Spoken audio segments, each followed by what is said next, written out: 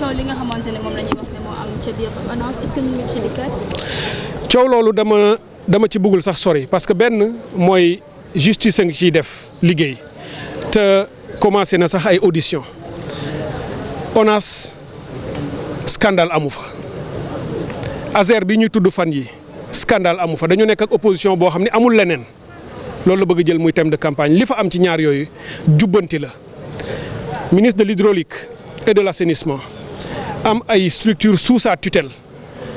responsabilité politique bi ma am devant le gouvernement et devant le peuple sénégalais mooy bu ma gisee luy dox lu jaaduwul ma lor sénégalais yi ma arrêté ko loolu mooy sama responsabilité parce que man maay rendre compte képp kuy DG nga nekk sous tutelle d'un ministre bi mooy sa kilifa boo demee ba fàtte loolu naan dañu fal ministre bi ci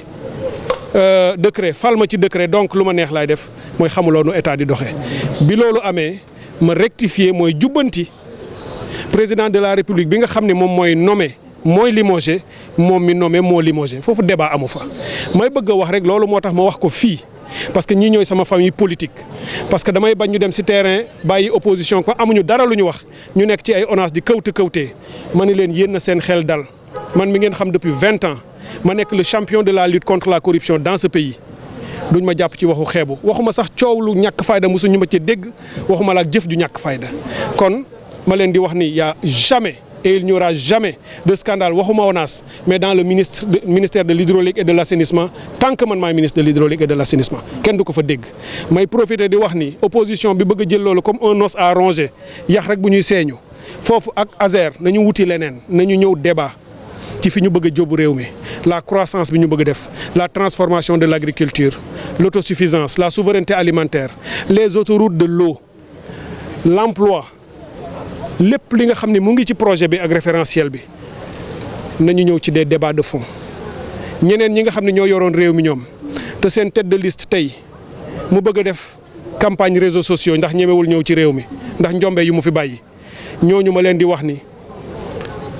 ñu ngi leen di xaar sur le terrain ñu ñëw wax ñu comment ils ont fait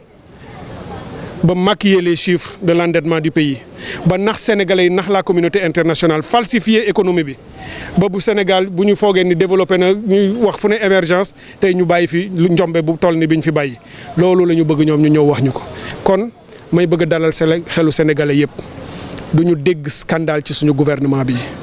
man jomb naa ko ñu dégg ko suma ministère waxuma nag beneen structure boo xam ne suma tutelle la nekk bi ma ñëwee dama ne képp ku nekk ak man di ma liggéeyal ci sumay direction jubal ak jub mbaa ma jubbanti la loolu laa doxal te loolu laay continuer doxal loolu rek mooy wax ji merci beaucoup. Je l'ai dit ici dans la salle il y a pas de scandale je sais que l'opposition n'a que 2 thèmes de campagne ONAS Azer c'est tout ce qu'ils sauront dire mais ils perdent leur temps personne ne les écoutera puisqu'il n'y a pas de scandale à ONAS il n'y a pas de scandale à Azer pas en ce qui nous concerne ce qu'il y a dans ces organisations c'est du jubbanti pur et dur